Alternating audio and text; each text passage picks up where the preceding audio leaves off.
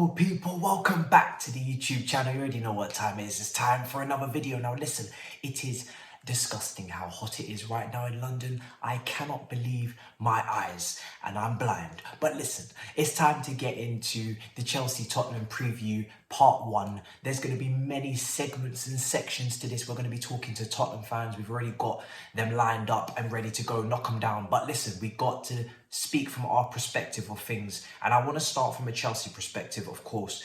The way we played against them, those 3 times we beat them in a row, the 1-0, the 2-0, twice, Carabao Cup semi-final and Premier League, round about the January, New Year kind of moment of last season. The last time we played them, those batch of games, we beat them convincingly 3 times. And I want to discuss what we can take from those games and bring to this game and what we can't take from that game and bring to this game. So, and then of course, we go with the current situation and the way the 2 teams look and tactically how we can delve into this fixture and try and take some points. Because listen, we're looking like the underdogs. I'm coming off the Big 6. People are telling me that they're predicting for Tottenham to win. Tottenham are the favourites. They're going in this, in their groove, in the mood, and we're the team that are dysfunctional, in disarray, not understanding what we're trying to accomplish. I'm like, okay, cool, fantastic. It seems like the pressure's off, but we still need to prove that we're Chelsea, that we're the mighty Chelsea, and that we win these type of fixtures. We're at home. We demand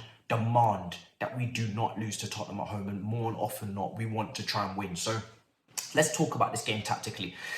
We obviously, against Tottenham, many a time, we played 4-2-2-2. And off the ball, it was more a 3-5-2. And then on the ball, 4-2-2-2. So Ziyech was key, fundamental in some of these games. Hudson-Odoi was involved. Lukaku was involved. These are the 3 fixtures of last season that I'm talking about. Mason Mount was pivotal as well. If you remember these games, we'll get into what players were playing for Tottenham and why some of those players will not be involved because, of course, they weren't good enough, hence the batterings. But we played Ziyech in one of these games in a right wing-back role / right attacking midfield.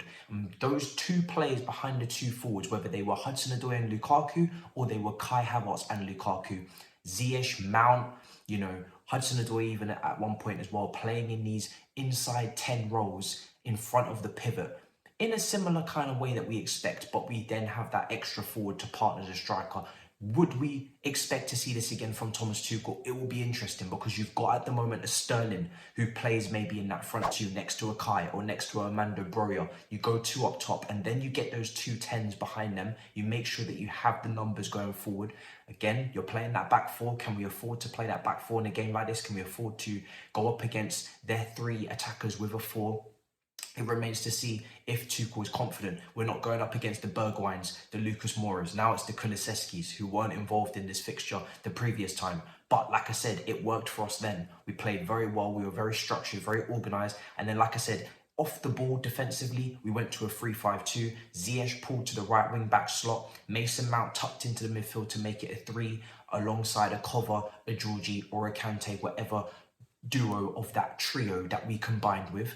And like I said there, you had your back 3 and then of course you had your left-sided player as well at left wing back. So it all kind of shuffled across. You had the right back, Azpilicueta, most times moving into the centre-back position, making it a 3 with the 2 centre-backs. And then that left back turned into a left wing back. And like I said, it became a 3-5-2. Hudson-Odoi and Lukaku, Kai and Lukaku, they stayed up top. That could again remain. Mason Mount, if he plays this game, could easily tuck into that 3, whoever it may be, and Sterling and Broja or Havertz could remain in the front 2.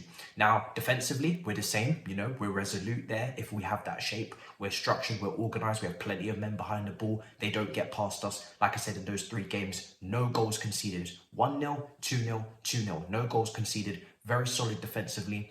They didn't get a sniff, and we were able then to obviously get our goals as well. Created numerous chances and we were able to get more attackers onto the pitch. That's the key here. Instead of playing with those 3 attackers that we usually play with the 3-4-3, we were able to get an extra attacker on the pitch, whether that be, you know, Broja in this case, or it be Ziyech, who's still at the club, could play a role in this fixture. Do I expect us to go down this route? I don't really know what to expect because, again, apparently we're the underdogs. So maybe we will use past evidence to our advantage. But if there's a reason why we need to be cautious, is because, like I said, there's no Bergwijn, there's no Lucas Moura, there's no Doherty, who played left wing back in one of these games. There is no Sanchez, the centre back. There is no Tanganga, who was also involved in these games. There is no Harry Winks, no Skip, who are also involved in these games. Now Tottenham look a much fiercer opponent. Now they have Bentancur. Now they have, Kulusevski, like I said. Now they have at left side, if they wanted to, Perisic. Basuma could come into this team. Spence could come into this team at the right side. Most Tottenham fans feel like it will be unchanged from the team that beat Southampton last weekend. I'm not sure. I do feel like there's a little chance that Conte could throw in a few of those new boys, but we'll have to see. Maybe even is still off the bench. Richarlison, who was suspended, could come in as well. There's 5 subs. Their depth is a lot stronger now, even though they could still do with 1 or 2 players. We have to be wary of that. But we've also added players. Sterling is an upgrade, whether it be on Hudson-Odoi, who played in that front 2, or it be Kai. Sterling is an upgrade on both, going into that front 2 if we were to play it, or even in our normal three-man attack. You've also got Koulibaly, who comes in there as well, strong, and it allows us to switch to that 4. Remember, we were worried, will Rudiger be able to play in the 4? Will Christensen will be able to play in the 4? They played fine. Rudiger was brilliant in these games. We kept clean sheets. But Koulibaly, we know, can play in the 4. It's what he's actually used to at Napoli. So that transition from a 4 to a 3, if we were to go with this tactic of a 4-2-2-2, defending with the back 3, we'd expect Koulibaly to be able to handle that. Cucurella, that's an upgrade.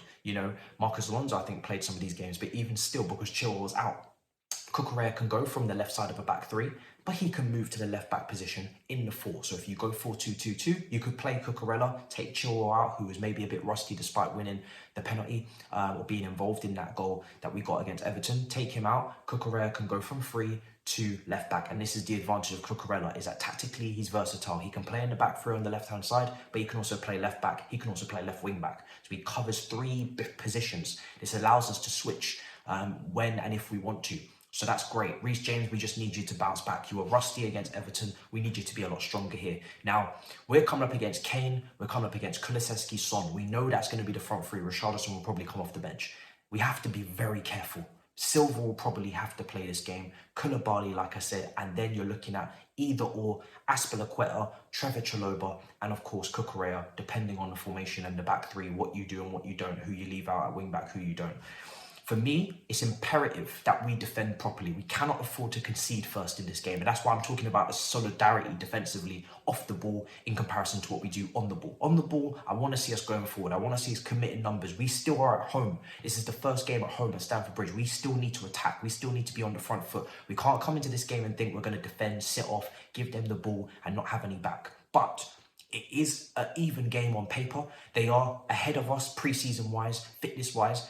And I think this is going to demand athleticism in midfield. And this is where Kovacic and Kante come in. For me, Kovacic has got to play this game. We remember the games against Liverpool, another athletic side in the cup finals, Carabao Cup, FA Cup. He played Kovacic and Kante against Palmeiras in that game where we knew transitions were going to be big. They were going to counter us. They were going to be aggressive, very athletic. We played Kova and Kante for that very reason. And I think this game probably demands that. Bentancur, Højbjerg or Basuma, whoever plays in there, they're going to be robust, they're going to be physical, and I expect Conte to want to play the ball quickly and get it into that front 3 as soon as possible to get us turning. And we don't want, as much as I don't like this pivot in terms of the gaps, in back and forth games, they're athletic. They're able to get back and forth. I don't want to get caught in transition with Jorginho alone at any point. If Kante moves further forward, like I said on All You Can Eat Chelsea, if he steps into attacking areas, trying to get into the box, trying to commit numbers forward, and then we get caught. I don't want to see us caught in midfield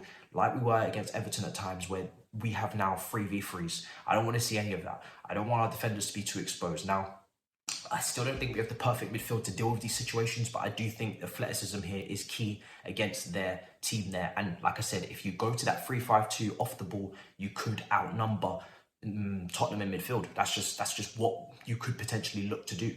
Gallagher, Palace, this is where he comes in. If you're looking for energy, if you're looking for intensity, as harsh as I've potentially been on his technical ability in terms of creativity and what he can bring to this team against low blocks, this is the kind of game that Gallagher thrives in. This is the kind of game that Gallagher did brilliantly against Man City, brilliantly against Tottenham, where they beat them as well, Palace. brilliantly against Arsenal, where they beat them at Selhurst. Gallagher is an athletic player that can play in that 3-5-2, but he won't allow that attack to be disjointed, and he will get up there and connect the dot to those two attackers. Or, like I said, if you play that 4-2-2-2, you could even, theoretically, if you play that 4-2-2-2, you could go Mount and Gallagher together, you know, and then you can get Sterling and Broja. So you could actually effectively get Mount, Gallagher both on the same pitch with those two pivot players, and you get yourself Sterling and Broja or Sterling and Kai.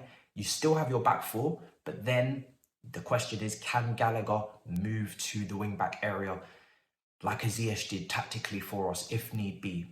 It remains to be seen, but that's the kind of flexibility that you need to be looking for. Does Loftus-Cheek maybe make more sense in that role? We've seen him play right wing back. Ziyech, is he match sharp? Has he really been involved enough? Is Tuchel really going to play him in this game? Probably not. You're looking like a Loftus-Cheek who could potentially play that same role, play in those half spaces, carry the ball, come into midfield, but also can facilitate at right wing back. The amount of responsibility that Ziyech had against Tottenham at home when he played right wing back, stroke right wing / right side centre mid, it was really in depth. He was one of the critical players in the team. So much responsibility defensively, going forward, chance creation wise, he was brilliant as well. Set up Lukaku many times.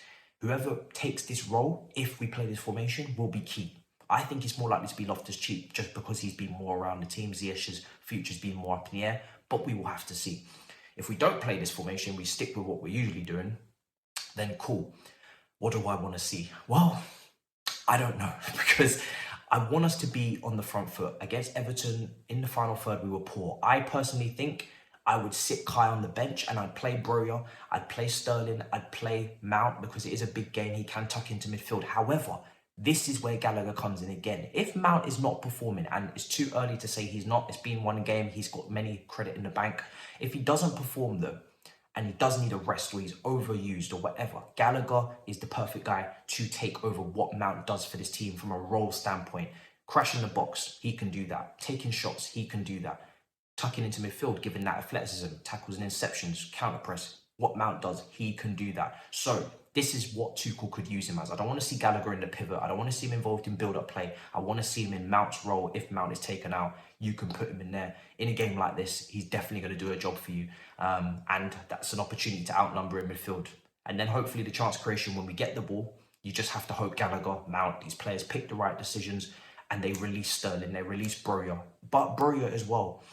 The reason why I'm picking him is because the guy's just hungry. The guy's going to counter press. And with Broja, I feel like he's not been almost hypnotized and stressed out by Chelsea's failings in attack. He doesn't have that in his brain clogging up. He's just a new, young kid, fresh off the block, ready to cause problems. He says, listen, give me an opportunity and I'll see what I can do.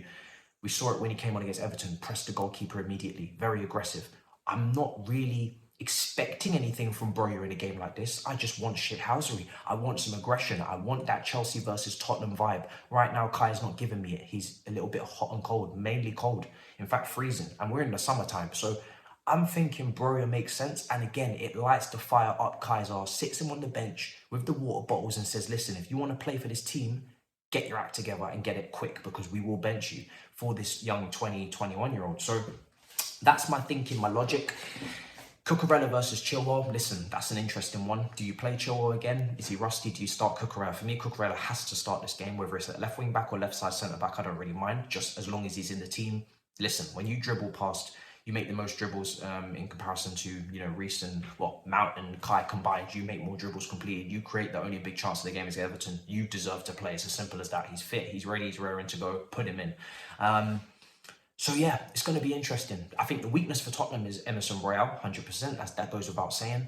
Attack that side, whether it be Cucurella, whether it be Sterling. Isolate him, get him out wide, skin him, bin him, and ditch him. Do you know what I'm saying? Just do everything. Absolutely just destroy that player, you know, because there's not many weaknesses now. You have to look at Ben Davies, but he's in good form. Eric Dyer, good form. I do think these guys can be got at, but they're in good form. Emerson Royale, defensively, I don't think he's great. Try and get a penalty out of him, something. Like I said, the midfield is strong now. You know, left side, Sessegnon, Perisic, whoever it may be, good form. Forwards are great. For me, that side has to be targeted. You have to take advantage of that side, whether it be build up play on the right and then creating overloads, and then suddenly you switch play like you would to Alonso, but this time to a Cucurella, a Chilwell, a Sterling back post. See if they're switched on or not. Make those balls from Reece be fizzing in from the right. Get your build-up play over there with Mount. Get your build-up play over there with Kante. Interchange, all of those things. And then look for Sterling. Look for Cucurella. See if they're sleeping. Get them at the back post. Get the ball played across. I can't tell you how many times Alonso got goals against Tottenham, whether it was free kicks or it was balls just coming across the 6 yard and then he lashes it in across. Get that left-hand side. Make it work, because that's the weakness that we have to target. And how much Kulusevski tracks back, we'll see. But we have got to catch them on that left. It's the big weakness of theirs. And we've seen it over the years, whether it be Serge Aurier when we play them, whether it be Emerson Royal, whether it be Doherty. Whoever's on that right, they haven't replaced Trippier, let alone Kyle Walker. Kill him. Absolutely bury him over there. Listen, we need to try and win, but do not lose. As Jose Mourinho says, we cannot lose. We cannot lose this game. So let me know what you think about this game. I've said a lot. There's a lot going on, but big up your damn selves. Smash up the icons. I've taken a couple days out, but we're back and I'm looking forward to it. We've got some big collabs coming too. Big up your damn selves in a bit, people.